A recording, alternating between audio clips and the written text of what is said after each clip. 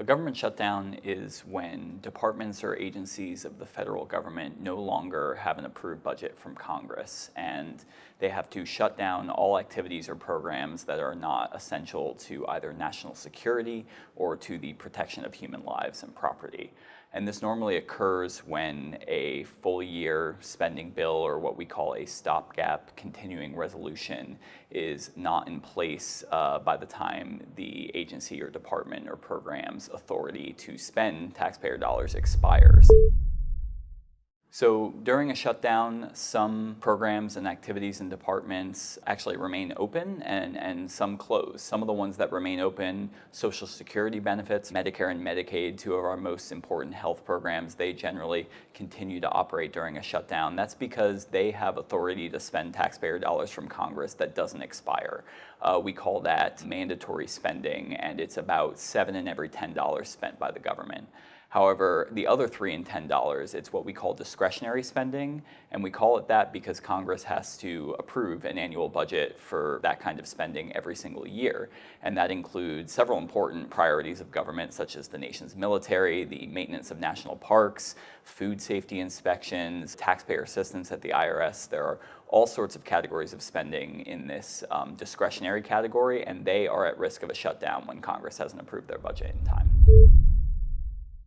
All sorts of Americans are affected by a government shutdown. Very important government services, such as taxpayer assistance at the IRS, many veterans benefits, and programs that specifically support low-income women and children. It also affects a lot of employees of the federal government across the country. A shutdown can lead to hundreds of thousands of workers being furloughed and missing paychecks. It can lead to hundreds of thousands of more government workers having to work without even receiving a paycheck, at least until the shutdown ends. And lastly, a government shutdown impacts thousands of small businesses across the country. Small businesses applying to the Federal Small Business Administration for loans and grants, and small businesses providing goods and services to the federal government as contractors.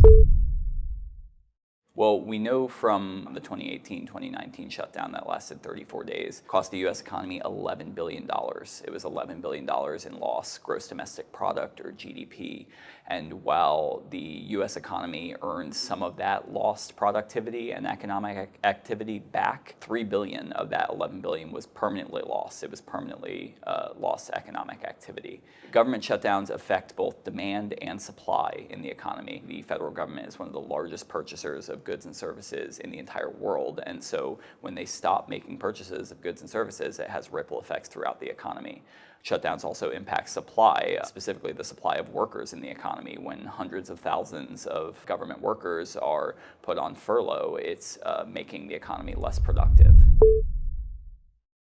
Both the U.S. Constitution and a 19th century law called the Anti-Deficiency Act basically state that federal departments and agencies and programs can't spend money without congressional authority to do so and without funding that's appropriated by Congress. As for the political reasons, every shutdown has unique political causes behind it, but at the core of each shutdown is a fundamental disagreement between Republicans and Democrats in Congress over government spending levels.